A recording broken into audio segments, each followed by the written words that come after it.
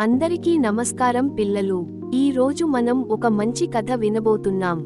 మంచితనం ఎంత గొప్పదో చెప్పే బంగారు ఊయల కథ. అయితే కథ మొదలు పెడదామా? అనగనగా ఒక చిన్న ఊరు. ఆ ఊరు చుట్టూ పెద్ద అడవి ఉండేది.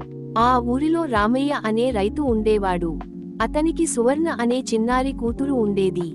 సువర్ణ చాలా మంచి పాప. ఆమె ఒంటి రంగు బంగారం లాగా మెరిసేది. అందుకే అందరూ ఆమెను బంగారు బొమ్మ అని పిలిచేవారు. సువర్ణకి చిన్నప్పుడే అమ్మ చనిపోయింది. తర్వాత రామయ్య రెండో పెళ్లి చేసుకున్నాడు.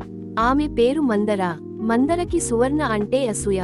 ఎందుకంటే అందరూ సువర్ణను మెచ్చుకుంటుండేవారు. మందరకి ఆశ అనే కూతురు కూడా ఉంది.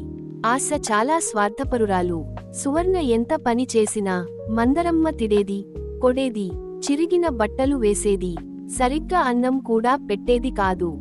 పాపం సువర్ణ ఆకలితో ఉండేది. కాని ఆమె మనసు మాత్రం మంచిదే. ఒక రోజు సువర్ణ అడవిలోకి వెళ్ళింది.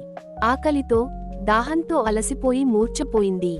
అప్పుడే ఒక కుక్కపిల్ల పరిగెత్తి అడవిలో ఉన్న ఒక అవ్వను తీసుకొచ్చింది. అవ్వ నీళ్లు జల్లింది. సువర్ణను లేపింది. అవ్వ అంది, "నువ్వు నా ఇంట్లో పని చేస్తే నేను నీకు మంచి కానుక ఇస్తాను" అని. సువర్ణ ఎంతో శ్రద్ధగా పని చేసింది. నగలు ఉన్నా తాకలేదు, మిఠాయిలు ఉన్నా తినలేదు. అవ్వకి చాలా ఆనందం వేసింది. ఒక రోజు అవ్వ ఒక కొరడా ఊపింది. అంతే, అక్కడ ఒక అందమైన బంగారు ఊయల ప్రత్యక్షమైంది. అవ్వ అంది, "ఈ ఊయలలో కూర్చొని నువ్వు ఏది కోరితే అది వస్తుంది" అని. సువర్ణ ఊయలలో కూర్చుంది. ఒక మంచి గౌను కావాలి అనుకుంది. వెంటనే గౌను వచ్చింది. ఆమె ఊరికి వచ్చింది. ఆ ఊరికి కరువు వచ్చింది. సువర్ణ బంగారు ఊయలతో వర్షం కోరింది. వెంటనే వాన కురిసింది. అందరూ సువర్ణను బంగారు తల్లి అని పిలిచారు. ఇది చూసి మందరకి ఆశ పుట్టింది. ఆమె కూడా ఊయలలో కూర్చుంది. కాని ఆ ఊయల మంచి వాళ్ల కోసమే. చెడువాళ్లు కూర్చుంటే అది శిక్ష ఇస్తుంది. మందర తన తప్పు తెలుసుకుంది. ఆ తర్వాత ఆ ఊరిలో అందరూ మంచివాళ్లుగా మారిపోయారు. మోరల్: పిల్లలు, మంచితనం ఎప్పుడూ గెలుస్తుంది.